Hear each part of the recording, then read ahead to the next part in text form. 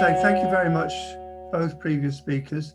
Very clear presentations, very stimulating. And thanks for Luke in particular, that I have now far more clear. I've been reading and thinking, I have far more clear understanding of Luke's ideas. The one thing I did notice that he said right at the end of the presentation is that, what was it? The knowledge store, or the knowledge steers, the knowledge repository or something steers future development or future evolution. And again, this is my problem. It's giving some kind of agency to an abstraction. A knowledge store is nothing until someone, a human being, interprets it. I could give you a wonderful book written in Chinese, and it would mean nothing to you, even if it held the secrets of the universe. But I'm going to deal with that in my presentation, like my little biases. So off we go. Organizational psychology, some anecdotes and some theory.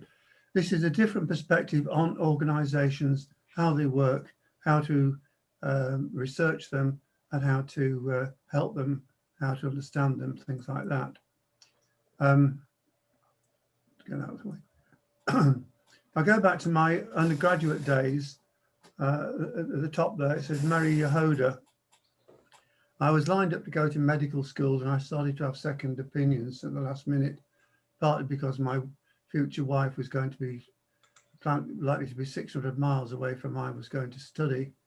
So I looked around for some alternative, and I'd always been more interested in the psychological, psychiatric side than wanting to sort of cut the surgical side. So I went to what was about to become a new university, Brunel University in the UK. And I was interviewed by Mary Yehuda, social psychologist. And I was so impressed until I met Gordon Pask a bit later. She remained the most charming, intelligent person I'd ever encountered. And it was largely thanks to her that I decided to study psychology. Now, she was there only in Brunel for only 1 year, but in her lectures on organizational psychology, she introduced the idea of the culture of a factory floor, what happens inside factories, organizations. And I remember she quoted a particular book called Multi-Products Limited, where the people had gone in like anthropologists to study the internal activities in an organization. She herself had made a name in the 30s by analyzing or doing a participatory research study, action research study of Marienthal, a small town in northern Vienna. And she studied how it was being affected by the depression when most of the male population were unemployed, and it still stands as a classic. So this is an example of action research, and around that time, the other person developing action research would have been Kurt Lewin in the United States. Now, for me, sadly, Marie Yehuda moved on after a year. Oh, by the way, she did try to introduce us to the ideas of systems theory, but I thought she didn't do it very well, and I thought it was a bit of unscientific gobbledygook at the time. Anyway, she left after a year, and then Elliott Jaques came in. I don't know if any of you know Elliott Jaques, but he's a very famous management consultant. He began his career in Canada, trained as a psychiatrist, did work for the Canadian military on organizational issues, moved to the UK. He qualified as a Kleinian psychoanalyst, and he helped found something called the Tavistock Institute for Social Relations. And roughly in the late 40s, he began a 20-year association with a large corporate, Glacier Metals Limited, and worked closely with the CAO, who was Wilfred Brown, later Lord Wilfred Brown, on studying how the organization worked, and ended up making lots of, between the two of them, they made lots of recommendations about how organizations ought to be organized to be effective. Now, he's not so well known in the management consultancy world as some of the United States gurus, but he is very well respected, and perhaps I hold this book. This was his last publication. He lived till the age of 86, and it sums up his work. He calls it Requisite Organisation, and in it he's got a number of theories and proposals. I could ask if anyone, I'll ask later if anyone actually knows anything about it, perhaps they can tell me. But Jaques came in, and I attended his lectures. He was the new head of department. He set up a new degree program called Sociology, Psychology and Economics, which he said was about training psychologists to understand management and managers to understand psychology. That was his slogan. He was quite an amiable chap, but I wasn't particularly taken by him, the kind of self-opinionated way he conducted himself. But I attended his lectures assiduously because he was head of the department, and I wanted to make a good impression.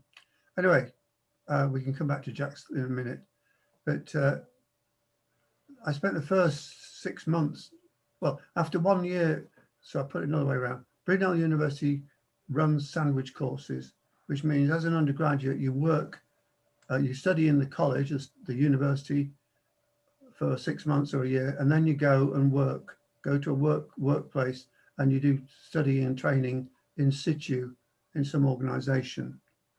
In my case, as a psychology undergraduate, the bright idea was that after 1 year of undergraduate study, we were put into factories and similar organizations, business organizations, various kinds, around the UK, and worked there literally as one of the workers for 5 months or so, and then were given a final 3 or 4 weeks in which you conduct some kind of research project. As it happened, I worked in a large company which still exists, very famous producer of fabrics in the UK. Nobody's listening. Sanderson Fabrics still exists. And I worked in that and carried out project. By the time the project was completed, Elliott Jaques was in situ, and we presented our reports to him.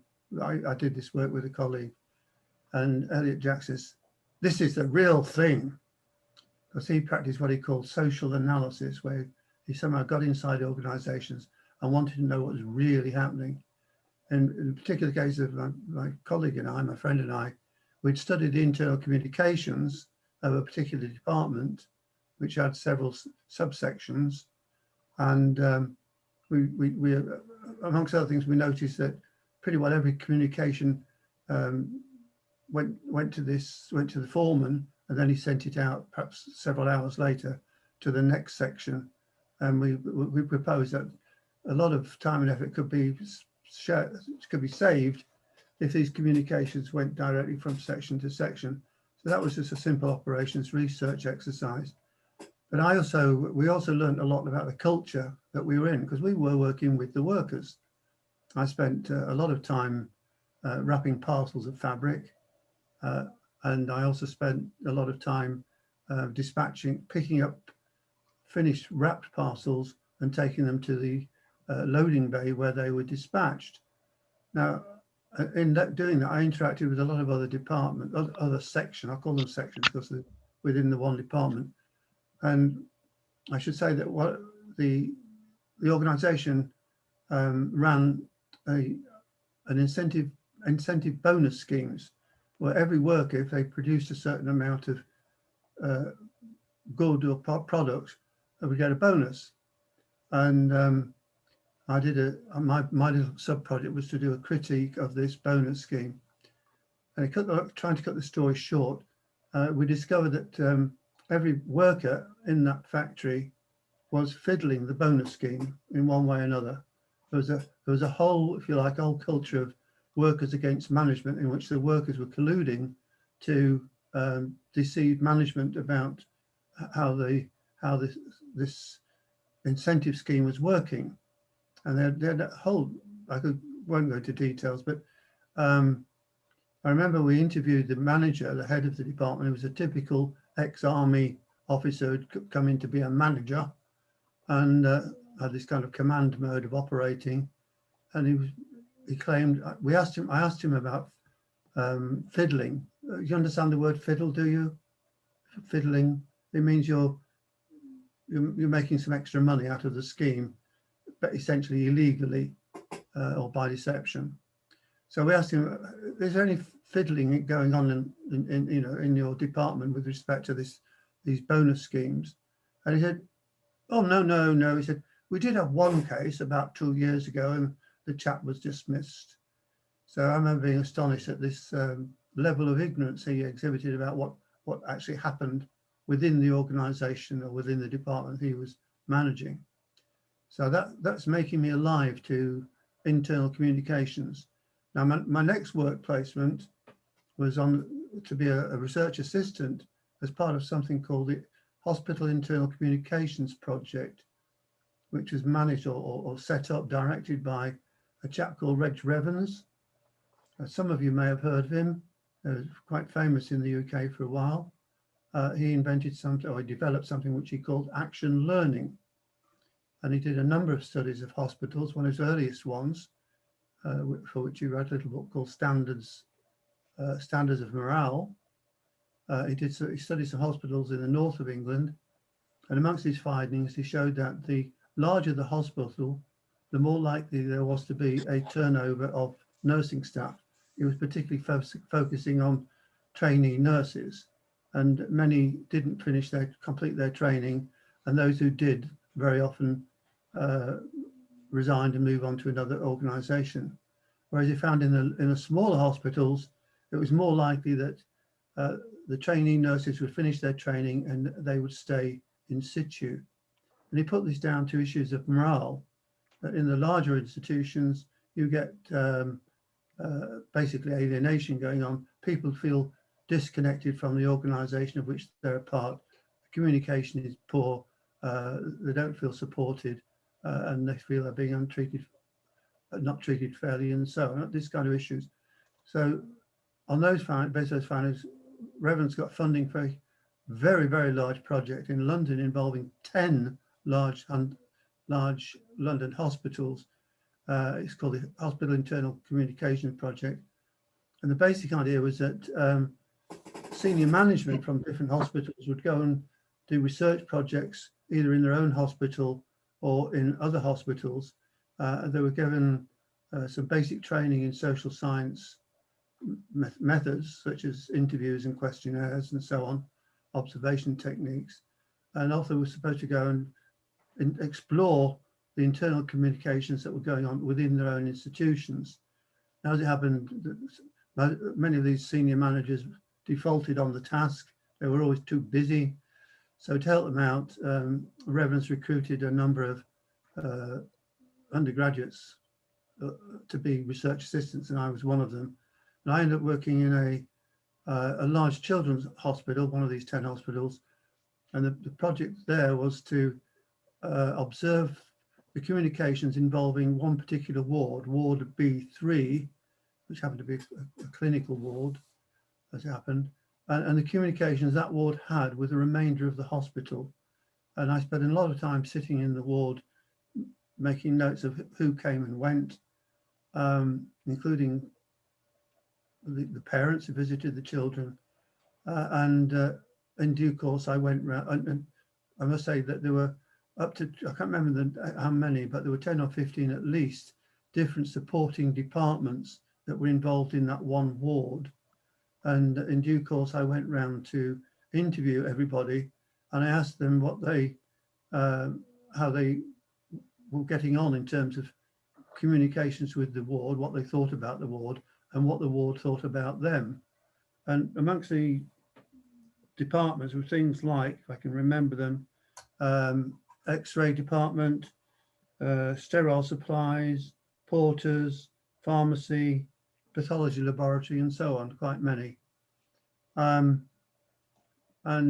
this long story short, what I discovered was that there was an enormous amount of misperception between the different service departments and the wards. And as a generalization across the hospital, you could say there was a serious pathologies of communication going on where people literally didn't communicate between themselves effectively. So they had misperceptions about each other, and so there's a lot of blaming going on. Oh, they don't do things right. They never bring things on time. And from the other side, people say, oh, they demand, they ask us the wrong things at the wrong times. They don't understand our difficulties, blah, blah. So I won't dwell on that too much, but that was a very interesting exercise. I spent 6 months on that and delivered a report, which was fed back to all the relevant heads of department, basically. The other thing I should say about that work in hospital, I was acutely aware that hospitals, I think they still do in the UK, work with 3 parallel hierarchies: the medical hierarchy, and I think possibly, as Bernd says, the doctors might be at the very top, but there are 3 hierarchies. There's the the medical hierarchy of doctors, the nursing hierarchy up to the matron of all the nurses, and the administrative hierarchy, which includes, in the case I was looking at, looking after porterage and the support organisations. So there was a very complex structure to this organisation and a lot of pathologists. Now, it was after that, my next work placement, it was a 4-year course. I did another 6 months later with Gordon Pask, and developed my interest in cybernetics. And although most of my work with Pask for 10 years was as an experimental psychologist studying human learning, I continued to develop the ideas that he was developing of conversation theory to inform my thinking about communications within organizations. And I carried that interest I called it human systems. I used to refer to them as communication in human systems when I worked as an educational psychologist, and I visited many schools. At any one time, I might be responsible for providing essentially consultancy services, advice services to as many as 25 or even 40 different schools. But I was alive to the internal organizations, the communications within the schools, the cultures, if you like, but also the morale. And I developed an understanding of the importance of ethos, which has been supported by other researchers, that it's essentially saying that the ethos is essentially a responsibility of senior management to provide a positive ethos in which the workers or the members of the organisation feel they're being treated fairly, feel that they're being appreciated, and so on. That's a positive ethos. In a negative ethos, you get all the alienation and so on. And I observed this time after time in different schools. Some ran really well and some were absolutely awful. Later, I practiced as an educational technologist, which was the last 20 years of my life, and I was engaged in organisational change issues, where the idea was to encourage academic staff to take up educational technology, e-learning, online learning, distance learning, things like that. And again, I kept my eye on the larger organisational issues of what goes on inside universities, essentially. And I found similar problems of poor communication, a lot of top-down commanding coming from senior management, a lot of resentment at lower levels, and basically poor communication practice. So that's the background of the case studies. Go to the next slide. Now, Elliott, Jaques, I say, became certainly well known in the UK for his work on organisations, and he came up with a lot of ideas, really interesting ones. And this is from him: 4 concepts of organisation. The manifest organisation, as published in an organisational chart. So you find these on a wall somewhere in someone's office, showing how the different departments are linked together. And then they distinguish that from the assumed or the reality of the organisation that people believe exists. So this is the perceptions that people have of the organisation which they're in. And it certainly doesn't necessarily correspond to the manifest one. Then there is the extant organisation, the one that, in quotes, actually is, but it's the one that the participant observer might go in there and come up with as something which is what's really going on. And I put those in quotes because one is always working from their perspective. And then he comes up with the idea of requisite organisation, the form that the organisation would be in if it matched up with the reality of the things it was in. And basically that means if the organisation was doing its job effectively with matching up to the business of what it was supposed to be doing. And at that point, he overlaps very closely with some of the concepts from cybernetics, in particular Stafford Beer. And I noticed in this book by this same book I quoted, that he uses requisite organisation. I thought, I wonder if he's taken that requisite from the concept of requisite variety. And I looked in the index and there's no reference to cybernetics or to the law of requisite variety. So, but maybe he picked it up from somewhere. But he developed a number of ideas which were very interesting with Wilfred Brown about requisite organisation. One, that the organisational chart should be thoroughly clear, that responsibilities should be clear, that there should be discretionary boundaries. If someone had responsibility for a team and the output of a team, they should have the right to hire and fire the members of the team. He had concepts of fairness, that with respect to pay, that the levels of pay should be proportionate to the level of responsibility, roughly that at any level in the hierarchy, the level below should have a salary of 2/3 of the level above. And he tied that to a concept of, I remember the exact terminology, but something like time management capacity. And he distinguished at least seven levels of the extent to which people could be held responsible for the work they were given to do. And you say, well, a particular worker down on the factory floor might have responsibility for a few hours or a day. A foreman might have responsibility for a week. A department manager might have responsibility for a month.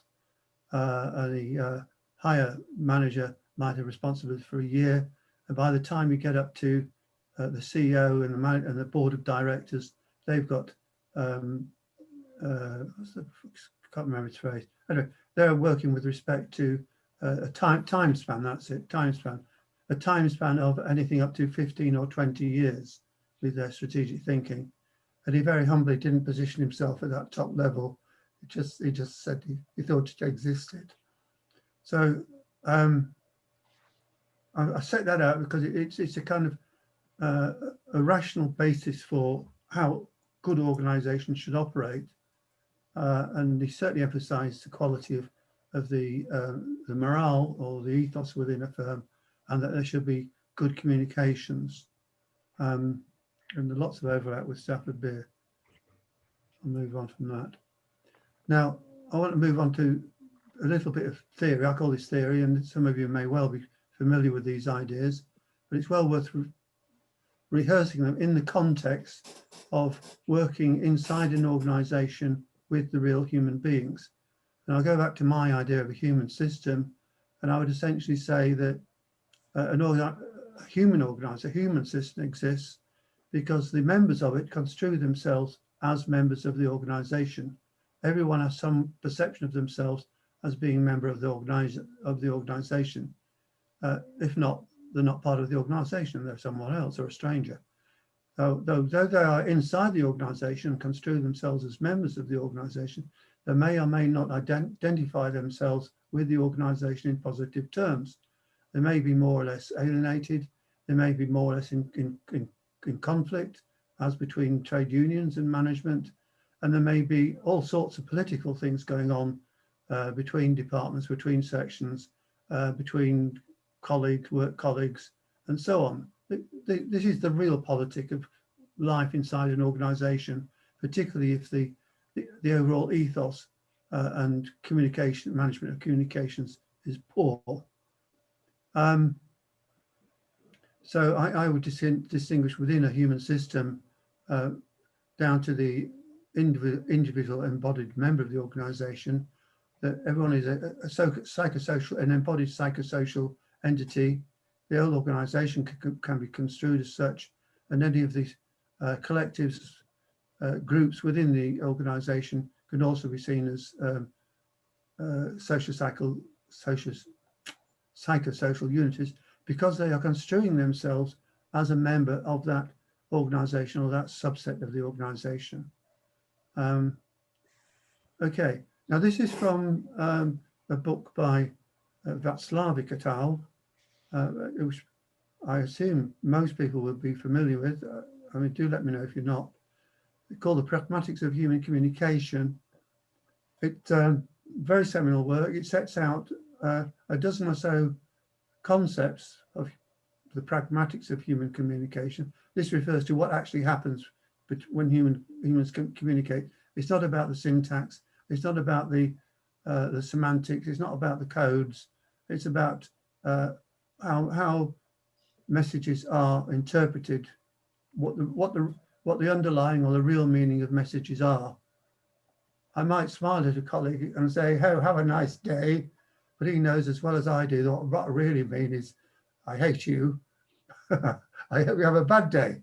I mean, this is the problem with communications, that they're not literal, they're interpreted, and they're often in disguise and so on. So Václavic presents a set of ideas, and he admits himself that these ideas mainly came from his time working with Gregory Bateson. And I understand from an anecdote I read about not long ago that Bateson was quite miffed. I don't know if you know the word miffed, but he was quite annoyed that these ideas had been basically plagiarized and written up in book form when he himself was planning to write a book on these topics. But that's just a bit of gossip, really. But these are attributed to Bateson. Václavic calls them axioms, but if you look at them carefully, they're not distinct. They're not independent of each other. So I call them maxims. Now, the first one is one cannot not communicate. I referred to this in the chat. I say, in a social setting, one cannot not communicate. Just to be there is to be a communicator, because everyone is reading you. They're reading your body language, if nothing else. Even if you're sitting in the corner of the room reading a book, you are still being read. You are transmitting messages, or you're being interpreted as sending messages, whether you like it or not. So you cannot not communicate. The other one is one cannot not meta-communicate, because at any time that you are communicating, for example, in speech, you are qualifying that communication by your facial expression, your body movements, and so on. So there is a level of meta-communication going on, qualifying any other communication that may be intended or interpreted. This kind of idea are echoed in by cultural anthropologists. What's his name? I've forgotten. One of them, whose name will come back to me later, says one doesn't communicate so much as one enters into communication. In other words, if you step inside a room where there are other human beings, you are already part of the communication. And so this is it goes way beyond just the language and the speech, to all the other forms of communication. Now here it says communication may be analogical or digital. In other words, it may be digitized as speech or writing, or it may be analogical in the sense of the continuous movements of a gesture, a dance, or a smile, and so on. Number 4, communication is punctuated differently by sender or receiver. This is their word. I would say communication is interpreted, or can be interpreted differently by sender or receiver. And the classic example, and this goes back to Heinz saying that the meaning of a message is decided by the receiver. That's really just an echo of this from Bateson originally. And the classic examples here are where in therapy, because as you know, Bateson was a pioneer of family therapy. The wife says, when someone asks the wife, why do you nag your husband? Oh, because he drinks too much. And you ask the husband, Why do you drink too much? Because my wife nags me. So you see, I hope, the circular causality at work there. That they're locked into a loop where the behaviours are reinforcing each other in a pathological way. The fifth one is communication may be symmetrical or complementary.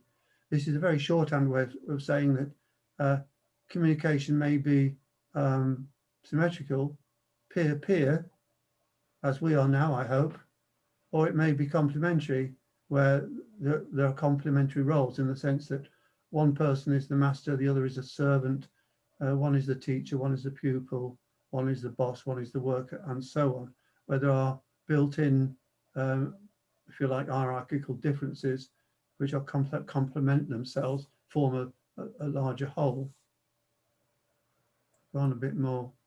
Now, having pondered about those maxims, I developed my own later with my broader interest in politics in the general sense, and positioning theory, where people are manoeuvring to gain a position or to exploit a position and so on. So these are mine. I'll go through them very quickly because time is tight, as it were.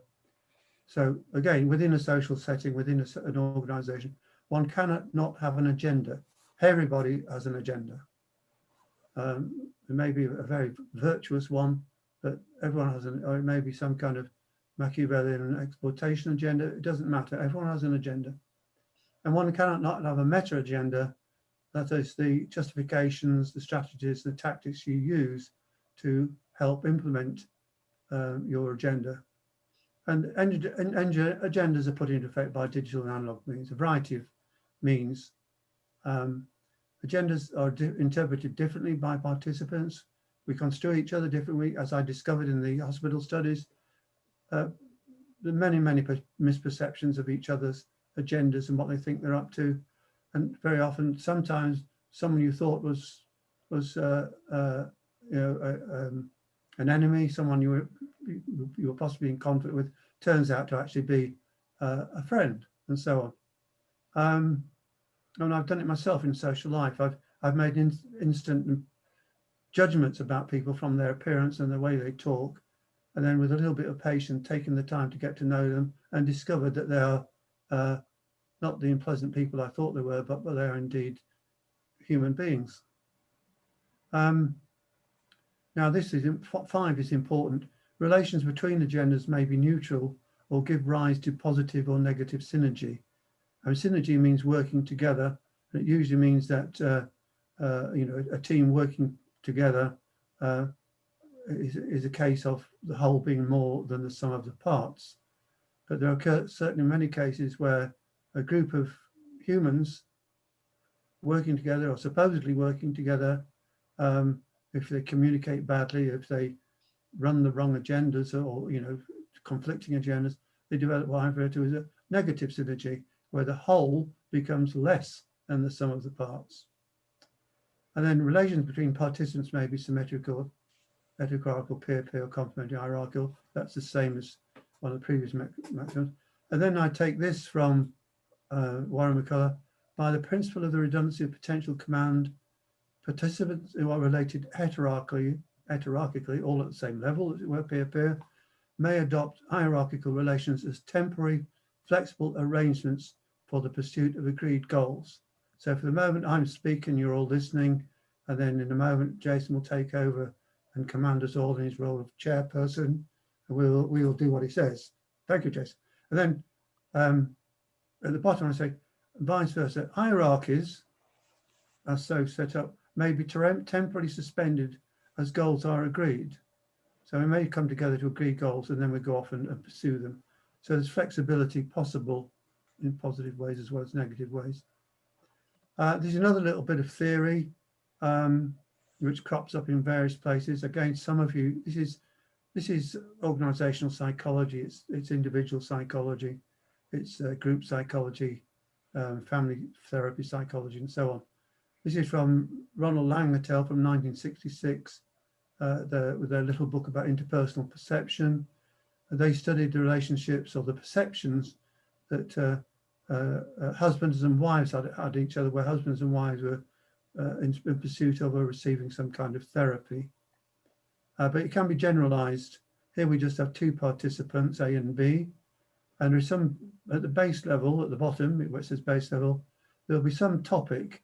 It's the proposition or object that is being contemplated or perceived. Okay, I'll give an example. I'll just give a simple example. Well, there's a particular model of motor car.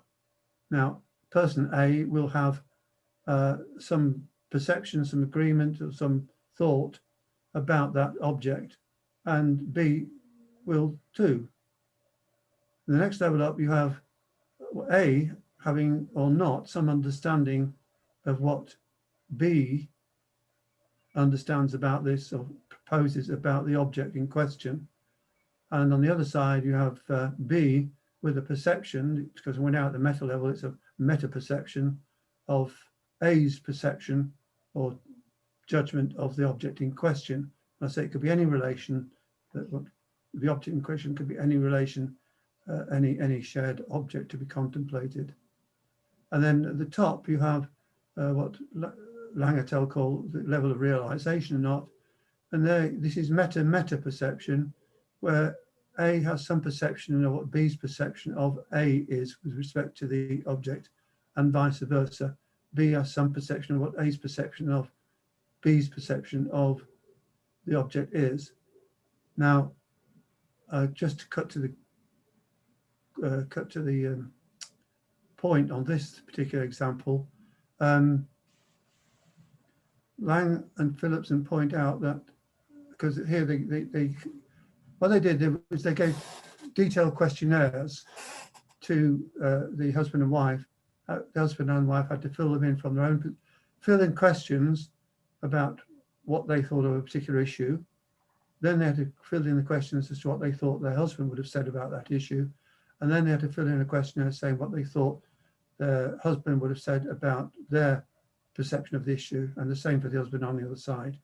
So Lang and et al. Could compare these essentially. I think we end up with 9 different questionnaires, which can all be matched for a level of understanding or level of realization. And one of the finding was that if there's not a great deal of, there may not be a great deal of agreement or understanding, but at the level of realization, if one of the partners, at least one of the partners, has a realization of the pattern of perceptions and misperceptions that exist within the relationship, then the relationship may continue to be stable. It may be the husband or the wife who has the wisdom to keep the relationship together through perceiving and tolerating the misunderstandings and misperceptions which are coming from the partner. Because as we know in relationships, it's very hard to change people. Okay. Now I should point out too, on the theory level, this can be mapped onto Nigel Howard's theory of metagames, where he has a proposition that if you're not familiar with metagames, it looks at the not just the level of the game that's being played, but the strategies that are operating at the meta level and the perceptions of each other's strategies that are being operated at the meta level. And he has a general thesis that for n persons, you need to have n factorial levels above the base level to capture all the possibilities of perceptions and misperceptions. And this maps neatly back to Lang et al., because they've got 2 levels above the base level, and for 2 persons, n factorial is 2 times 1. I myself conducted an informal study with 3 persons, which ended up generating, I think, something like 21 questionnaires, n factorial levels we needed. Anyway, we needed a lot of questionnaires, and I just about managed to persuade, this was with my work colleagues, I won't go into details, but I just about managed to persuade them to fill in the questionnaires, and I at least, was persuaded empirically that it was possible to go that far exploring these levels of meta perception, because with 3 people, it's 3 times 2 times 1, That's 6 levels above the base level. That's 7 levels with just 3 people. So anyway, that was the empirical finding that it could be done. Now, the other theoretical point to be made here is that given, as argued very well by George Miller, psychologist, that human beings are generally capable of holding chunks of, in quotes, information in their working memory of, he calls it the magic number 7 plus or minus 2. Some people are very have got great working memory capacity, can maintain as much as 9 chunks of information, and people with less working memory capacity can manage maybe 5. And he used the word chunks because what we do when we're faced with variety is and we want to master it, manage it, we end up chunking it into reasonable proportions to match our capacity, our working memory capacity. So what happens in social situations, if we're with more than 5 or 6 or 7 people, we tend to chunk them. We start chunking them. We start seeing them as subgroups. Those are the women, those are the men, those are the old ones, those are the young ones, those are the ones who know each other, those ones. So we start to group people from our own perspective. And everyone does this. We do it all the time. You can test me about that. But it's quite relevant when it comes to exploring what actually is going on inside an organization. I just finished this very briefly. I worked for a while. I was taught by Laurie Thomas, who in parallel with Gordon Pass was developing concepts of human learning and what he called learning conversations. He developed this idea that there'll be a particular topic as a teacher. We've got the teacher on the left, and if we go to the bottom level, we see there's a particular level where a teacher and learner have a conversation about the how and why of a topic, how to do something, why to do it. So we've got theory and practice within the lesson going on there, which itself is 2-level because the conceptual explanation of the theory, the why, stands a level above the how, what to do. But that's at the bottom level, this past conversational skeleton that I've shown before, but I've compressed the 2 levels into one just for convenience on the graphic. And then there's another level above that where the lesson is going on, where there can be conversation about how to learn or how to learn that particular subject.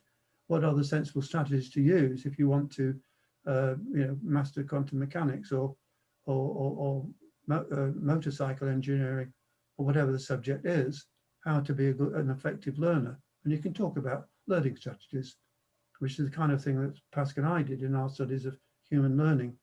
Now, Thomas and his partner, Harri Augustine, what's the name? Harry Thomas and, oh, forgive me, I've forgotten her name. They also went to the level of why of learning, asking the learner, the student, why do they wish to study this topic? Why are they there? And they interviewed many students in colleges and universities, that kind of level, vocational colleges as well as academic ones, about why were they there? What did they think they were doing? And these are young people, 18, 19, 20 years old. And what they found was that many people, many young people, hadn't really thought about it too much. They'd just gone with the flow, either keeping their parents happy or just taking the advice of career advisors at school, or just following their nose because they liked certain things. And in some cases, having been provoked to engage in this why of learning conversation, level of conversation, because these are all meta levels, the students might decide that they were in the wrong place doing the wrong thing, and either drop out or go off to another institution or change courses, changes their program of studies. Some years later, I put together some general ideas about learning conversations. It's called multinodal. I think Stafford Beard talks about the importance of multinodal communications he was very Reverence was. He was very alive to the importance of the informal communications which are happening in organisations all the time, not just those that follow the kind of command and control hierarchies. And he emphasised it was important that there were informal connections between possible between all members within an organisation. In fact, to my surprise, when I spent some years working with military officers in the Defence Academy, I discovered that within military practice, it's quite acceptable for an officer to befriend or be friends with a non-commissioned person, you know, a private or a sergeant, even though they are of different ranks. It is permitted. There's a clear concept that such friendships can be pursued as long as they do not interfere with the daily business of soldiering. But not you. We over time. Well, I came in late. Okay, I just finished. This is an idealism of what can happen. Conversations with oneself, with others in one's own section or department are iterative. They go on all the time. If you've got parallel groups or persons, that's the propagative. You can propagate conversations, and you develop conversations. And then R is the recursive. You can do your best to recurse the conversations to any levels below you in the hierarchy and in any levels above. That's the ideal. And it's how, if like me, sometimes you find yourself as a change agent within an organisation, not fully supported by senior management, you do your best to sow the seeds of good communication. Finished? Well, okay. Lucio, you are initialized in this topic of using a shared case to facilitate our mutual understanding. What do you think that if we have getting closer to that goal or not yet? I mean, I hope that it could be a useful means to improve our future communication. That is, today we tried. I mean, I've seen that Lute and Bernard also tried to make reference to a specific object, and I think this can be useful. Also, some questions put to Lute was just, please try to specify, for instance, the difference. One of the things I wanted to ask Lute, what is the distinction between action and interaction? Because I mean, I can precisely understand the difference between node and interactions, which in graph theory means, I mean, just nodes and links. But what do you mean by the distinction between actions and interactions, and why do you exclude nodes, for instance? No, and just again to specify on our common object of understanding. You're muted. Lou, you are muted. Actions are attributed to agency, or to nodes in the network terms, and interactions are at the link side. You say it yourself. So if you have interactions, you are selective towards each other. Okay. So you do not only make. Of course, you can all the time take different perspectives, but you don't only make for variation what action does, but you make selections in relation to each other. Sure. And that can be recursive, and that leads to another dynamics. So we did a very nice study about fractional counting. If you do fractional counting, that means that if you do a paper together, let's see, you and me, and each of us get half a point. And if you normalize that over the links, or you normalize it over the nodes, you get a very different dynamics. Sure. So, of course. as soon as you add up and have recursivity in the system, you get very different dynamics whether your focus is on action or not. I'm not saying that we shouldn't do action, but that's psychology. It's fine with me. We should do both. Sure. But We should I combine myself, the I'm a two. sociologist. Yeah. And I mean, I'm not so interested in why people do things. I'm interested in, in science and technology. And science and technology, you cannot sufficiently understand if you don't take into account interaction terms. Right. Mhm. Jason, may I comment? Yes, go ahead. First of all, I say I thoroughly appreciate the different levels of abstraction at which Luke and Lucio are operating in their thinking and their practice, their empirical studies. Very, very interesting. As I said earlier, I'm particularly pleased that I now have so much better understanding of Luke's work. Actually, similar to what I understood several years ago, but a lot of the abstractions and the mathematics have got in the way.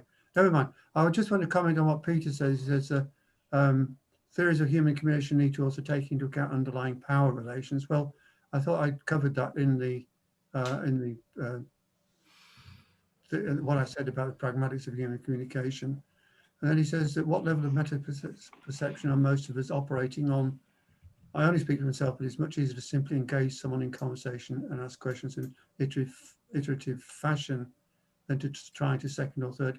Well, Luke's already introduced us to the idea of double contingency. There are basic expectations that all of us bring to a conversation, and this aspect of being a human being is what we develop as small infants, babies, where we engage in social interaction, or the beginnings of it, with our caretakers, our mothers, and so on, and we take on board the logic of interaction, just as an infant takes on the logic of action by learning about conservation of quantity and number and so on.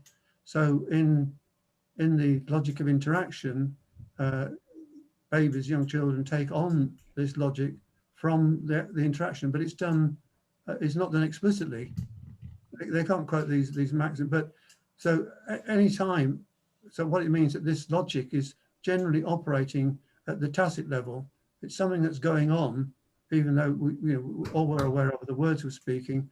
There's part of us, non-consciously, if you like, monitoring what's happening and possibly analyzing. Well, we're always analyzing the other to some extent and what the other thinks of us. So this goes on all the time without it being done consciously. It looks like to me that many of us still want to say something.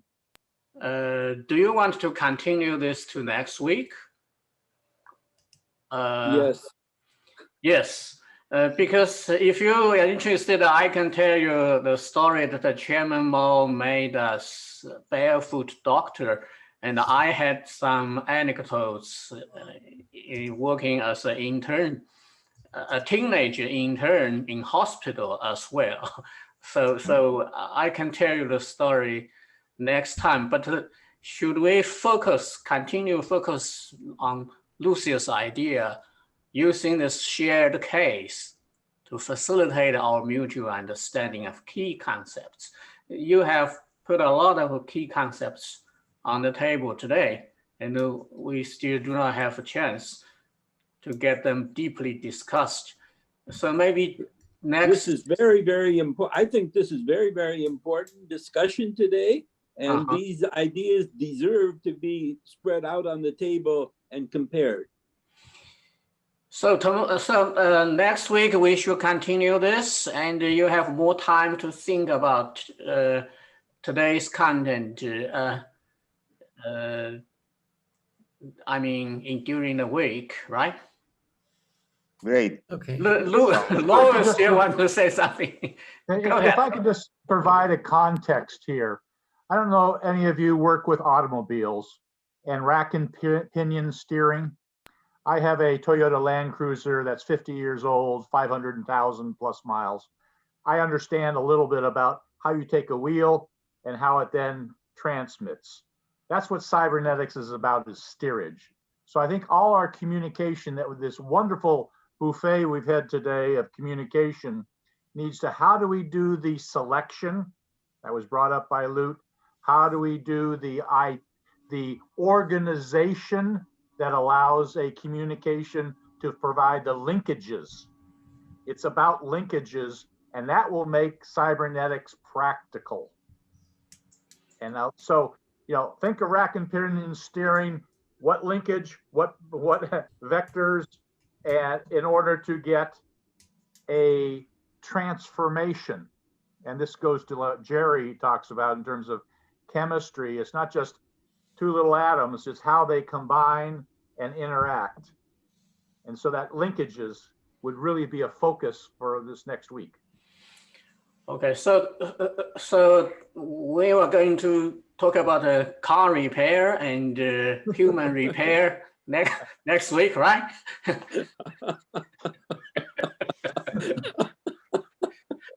Okay. Yeah. Well, just to get more all of you more interested, I treated my first patient in the hospital I work as an intern, and she died. So I'm going to tell you the story, making connection to all of your concepts that are on the table today. Okay. Great. Okay. So Okay. So see you next Wednesday. I will Yes. make an announcement on the post. Thank you very much for today. Okay. Hey, Thank you Awesome. very much, Thank you very everybody. much. Thank you.